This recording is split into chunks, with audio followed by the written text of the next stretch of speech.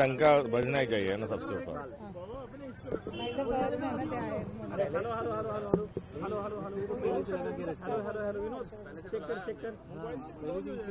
ठीक है विनोद, ठीक ठाक हो जाता है। सपकाळ साहेब, दिल्लीमध्ये आज बैठक होते काँग्रेस अध्यक्ष मल्लिकार्जुन खरगे यांच्या निवासस्थानी।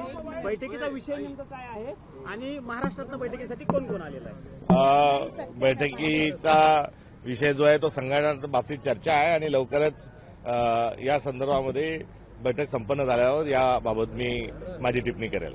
सपकाळ साहेब, भिवंडीमध्ये काँग्रेसमध्ये जे आले होते भारतीय जनता पार्टीकडनं ते महापौर झालेले आहेत। चर्चा खूप सुरू आहे की काँग्रेसनं भाजपचा माणूस सोबत घेऊन महापौर त्यांना बसवला म्हणून।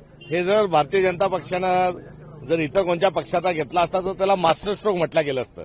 मात्र काँग्रेसनी भारतीय जनता पक्षात उभी फूट पाडली आहे।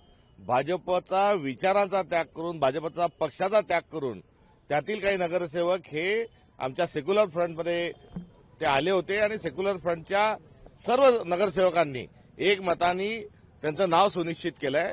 त्यामुळे भाजपमध्ये फूट पडलेली आहे आणि काँग्रेसच्या नेतृत्वात काँग्रेस प्रणित आघाडीचा महापौर आणि उपमहापौर भिवंडीमध्ये झाला आहे। पण भिवंडीमध्ये जे होतंय म्हणजे एकीकडे भाजपने असं केलं तर तुम्ही त्यांच्यावरती टीका करता, पण आता तुम्ही त्याचीच पुनरावृत्ती करताना आम्ही भारतीय जनता पक्षाचे घोडे बाजाराच्या माध्यमातून आम्ही नगरसेवक फोडलेले नाहीत। आम्ही कुठल्याही प्रकारची धाक दमट याही अनुषंगानं त्यांचे नगरसेवक फोडलेले नाहीत।